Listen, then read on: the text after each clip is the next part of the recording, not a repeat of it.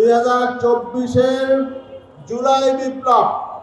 জুলাই বিপ্লবে ফ্যাসিবাদী শক্তিকে উৎখাত করার জন্য বাংলাদেশের শান্তিকামী মানুষ ছাত্র জনতাকে সামনে নিয়ে আমরা সবাই ঐক্যবদ্ধভাবে মাঠে ছিলাম। জুলাই বিপ্লবের মধ্য দিয়ে ফ্যাসিবাদের উৎখাত হয়েছে।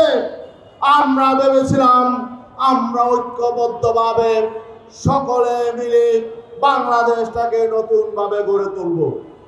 আমরা পুরাতন রাজনীতি, পুরাতন দুঃশাসন, স্বৈরাচারের অবসান ঘটিয়ে নতুন বন্দোবস্তের ভিত্তিতে নতুন বাংলাদেশ আমরা গড়ে তুলব।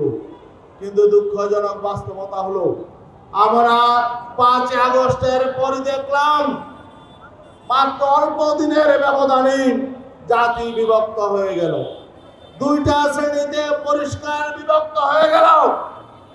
একটা শ্রেণী নতুন বাংলাদেশ চায়, নতুন রাজনৈতিক বন্দোবস্ত চায় এবং মানুষের অধিকার ফিরিয়ে দেওয়ার জন্য এখানে নতুন ভাবে আবার যাতে কোনো স্বৈরতন্ত্র কায়েম হতে না পারে এই জন্য রাষ্ট্র সংস্কার চায়।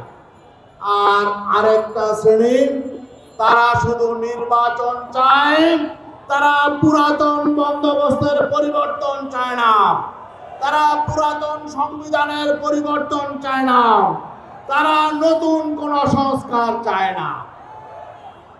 আমাদের কাছে অবাক লাগে যে এই জুলাই বিপ্লব থেকেও তাদের কোনো শিক্ষা হয় নাই।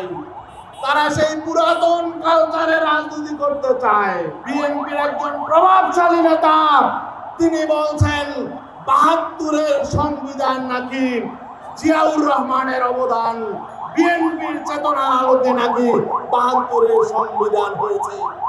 আমাদের কাছে অবাক লাগে এরা কি করে বিএনপির মতো একটি দলের প্রভাবশালী নেতৃত্বের অবস্থানে এখনো রয়েছে, যেই ৭২-এর সংবিধানের মৌলিক ভিত্তিকে ধ্বংস করেছে জিয়াউর রহমান। আমরা তাকে স্মরণ করে শ্রদ্ধার সাথে। ৭২-এর সংবিধানের ভিত্তি তো ধসিয়ে দিয়ে গেছেন তিনি, আবার সেই সংবিধানকে আপনারা বলছেন জিয়াউর রহমানের অবদান। আপনাদের লজ্জা করা উচিত। আমরা দেখতে পাচ্ছি সেই শক্তি দিয়ে বাংলাদেশকে আবার বিভক্ত করার জন্য শেখ হাসিনা যে বয়ান দাঁড় করাতো তারা আবার সেই বয়ান সামনে নিয়ে এসেছে।